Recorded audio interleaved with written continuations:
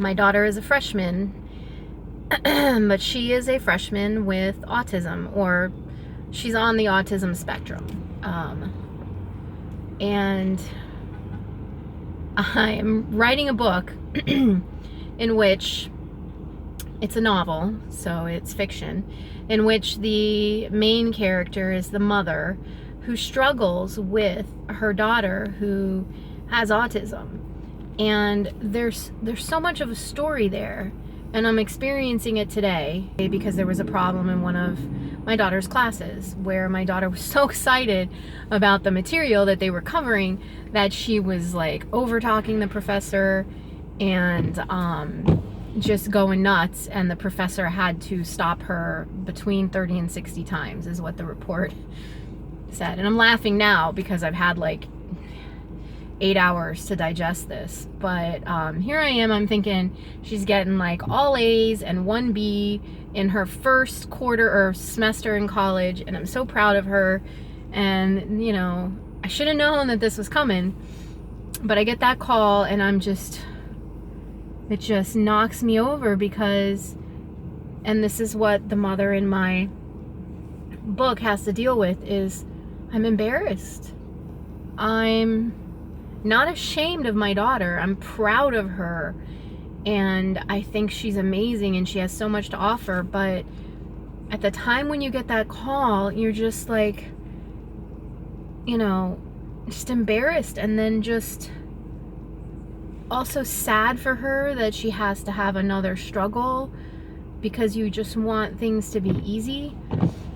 And there's just so many feelings. Like, I literally don't have words for all the feelings I have. And it's funny, like, my whole personality has changed. As you can see, like, my hair hasn't been done, and I'm wearing a Keeping It Real unicorn t-shirt from Walmart, and I'm in my pajama bottoms, and I went to Perkins with my daughter for dinner in my pajama bottoms. That's not like me. It's been a huge transition having a child with special needs go to college. It takes all of my energy, even on a day that things are going well, because I'm trying to think like, you know, 10 steps ahead of her. And I just don't know if people who don't have kids with special needs understand, and I don't know if moms of younger children with special needs are truly prepared for what's ahead of them. If I had known, I might have done things differently as far as preparing myself emotionally and getting resources for myself. But also, I might have trained my daughter a little bit differently to self-advocate, because I know my daughter is 100% capable of functioning independently in the world. 100%. It's just a matter of how long it's going to take her to get there, and how long it takes her to get there is really dependent on how much work she is willing to put in, and she's a hard worker, so I'm sure a lot, and how much letting go we're able to do as parents. And that's a really big challenge. And I think sometimes her father thinks I'm a big, you know, I don't want to say the word, but rear end, because I'm like, she needs to go live in a dorm, she needs to be making her own peanut butter and jelly sandwiches, she needs to be doing her own laundry. And he's all like, you know, we can take our time, you know, let me make her sandwich, I love making her sandwiches. And I get it, you know, and he's been a great father for her. And I know I sound like a big rear end, but it's not because I don't want to coddle her and love her and take care of her, but it's because I know deep down inside she wants this independent life, or at least the choice to live independently and have this career, and she does have some amazing dreams.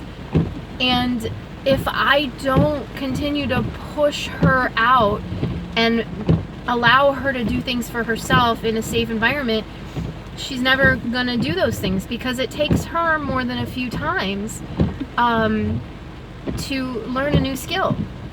So I don't know why I'm saying this. I've been meaning to post videos on this journey because I'm gonna forget how hard this was. And truly, this stage in my life with her really rivals those first years of coming to terms with a child with special needs and realizing she's different than everybody else. And that whole journey is a challenge because as a mom, I was like, she's different than everybody else, she needs help, and everybody's like, oh no, she's so smart, she's so awesome, there's nothing wrong with this child. And that was a journey.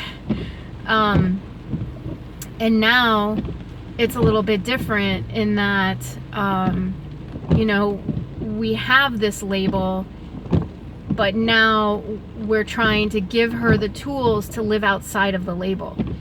And I know she can do it, and I believe in her, and I'm so excited for the future that she has, and I'm so proud of her. But at the same time, I have all of these feelings of, you know, guilt for maybe not doing as good enough of a job. I was a single mom. I was working really hard and trying to support 3 kids, and I didn't give her everything I had.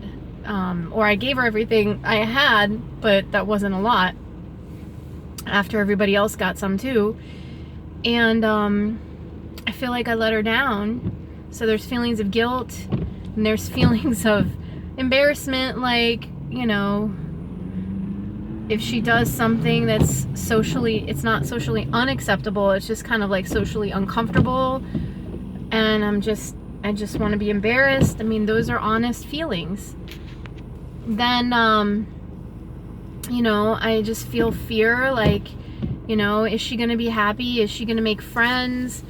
I just have so many feelings about this stage, and they're exhausting. So anyway, I'm writing this book in which this mother also takes the same journey I'm on, but it's a fictional mother, and there's a little twist to it.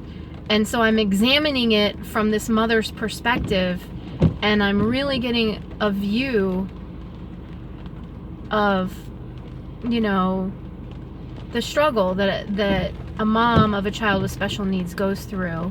And I'm not saying every mom goes through it, but I think a lot do, where you have all of these feelings that are at war with themselves. And that's, wow, that's what I feel. I have feelings that are at war with themselves. I want to keep her home and brush her hair and brush her teeth and wash her clothes and take care of her for the rest of her life. And I want to see her reach her goals. And there really is no in between.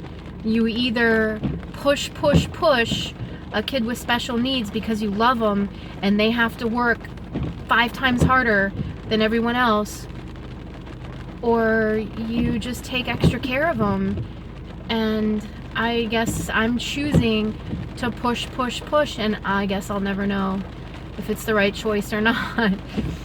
But I just had to share that because it's been a challenging day, and I can either do this or go home and drink wine, and I guess I'd rather do this because she doesn't like when I drink wine, so I don't drink it. But anyway, my name is Julie Christian. I am a writer, currently writing this book, and I think it's gonna be a good one, so stay tuned.